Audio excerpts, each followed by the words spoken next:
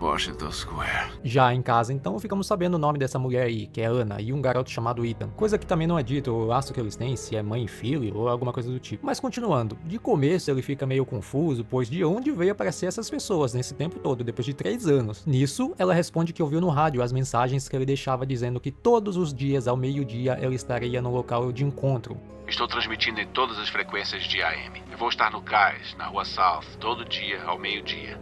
Ouvimos sua mensagem no rádio. Estávamos no pier ao meio-dia. Esperamos o dia todo. Daí nisso, conversa vai, conversa bem, ele tá meio desconfortável e tal, ele dá uma surtada, pois ele já não sabe mais como lidar com pessoas, devido a tanto tempo sem contato com ninguém. Daí ela vai e diz pra ir pra um tal lugar chamado Vermont, pois lá teria sobreviventes, um tipo de colônia. Robert então, obviamente, ele se recusa a ir, pois ali que tá o laboratório dele e tudo mais, e ele ainda tem esperança de encontrar alguma cura, né? Nisso então ele decide mostrar pra Ana a zumbi que ele tem lá no laboratório, na qual ele faz os testes de uma possível cura pra isso. Mas mesmo assim ela vai e torna novamente chamar o Robert pra ir pra esse tal lugar de sobreviventes, mas ainda assim ele continua recusando, lógico, porque como que ele vai fazer os testes deles se ele estiver longe? Essa mulher não pensa também não? E papo vai, papo vem, e nesse meio tempo eles acabam ouvindo um barulho estranho, e nisso percebe que a casa está sendo invadida pelos zumbis, pois na noite anterior, quando ela resgatou ele, eles seguiram o carro. Vejam só, esse zumbi aí de burro não tem nada aparentemente. Daí já viu, né, começa a rolar o maior vucu-vucu, nisso eles resolvem se abrigar no laboratório, e percebe que aquela zumbi lá que ele tinha testado a cura deu certo, só precisava de um tempo. Nisso então, os demais zumbis chegam lá embaixo e o Robert tenta começar a dialogar com eles, falando, eu tenho a cura, posso salvar vocês e tudo mais. Mas mesmo assim eles não dão ouvido, começa a bater lá naquela porta de vidro. Daí o Robert vai e pensa, putz, vai dar merda, só que eles vão quebrar o vidro aqui e alcançar a gente. Daí o que ele faz? Ele pega uma amostra do sangue da zumbi, que contém a cura, e entrega pra Ana. Daí ele vai, esconde ela e o garoto em um buraco que tem ali e diz pra ficar lá até amanhecer. Nisso então, pra salvar ela e o garoto, e a cura, obviamente, que tá com ela,